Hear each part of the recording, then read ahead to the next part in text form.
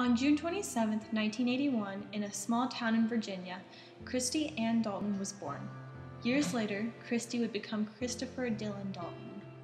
Growing up and stuff, I was raised on a farm, and I always ran with the boys and stuff like that. But we were pretty much raised in the Bible Belt. We didn't know that you could be gay or transgender or anything like that.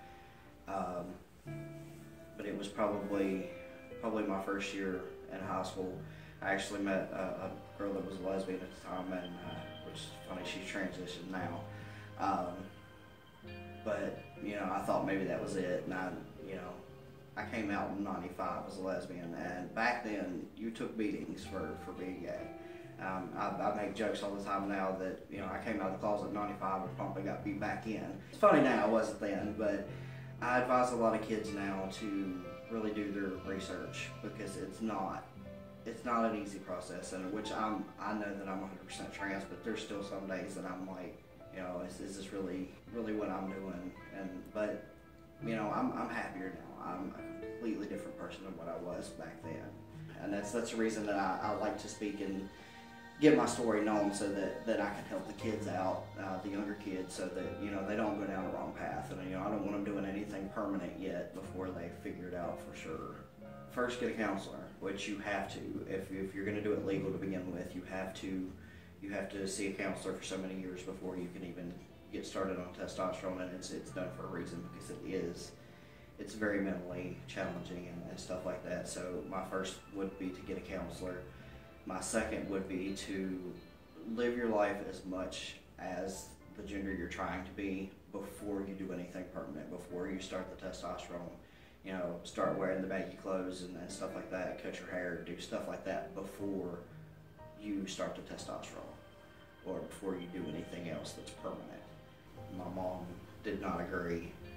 I took some beatings from her too. She kicked me out when I was 15. And I left after that for 10 years and never even spoke to her. I did go back later to try to, make things right, because it's my mom.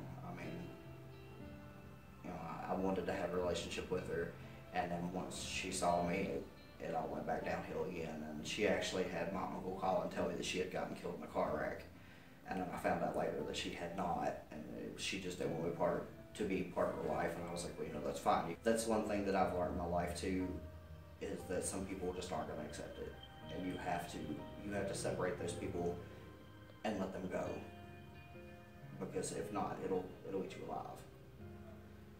And I think that honestly, that may be the hardest thing, is knowing that my mom will never accept me. The second part was my church, because I was very, very involved with my church, and they actually took me in front of the church and asked me to step down in front of family, friends that I'd spent my whole life with, because they said that I was going to hell and I wasn't welcome there at the church anymore. And it actually took me quite a long time to realize that wasn't the case, and I'm actually in a church. I found a church here. I think that he puts us through this for a reason, and that's the reason that I like to speak out as much as possible, because if I can help somebody, if I can help one person understand this, then it's been all worth it.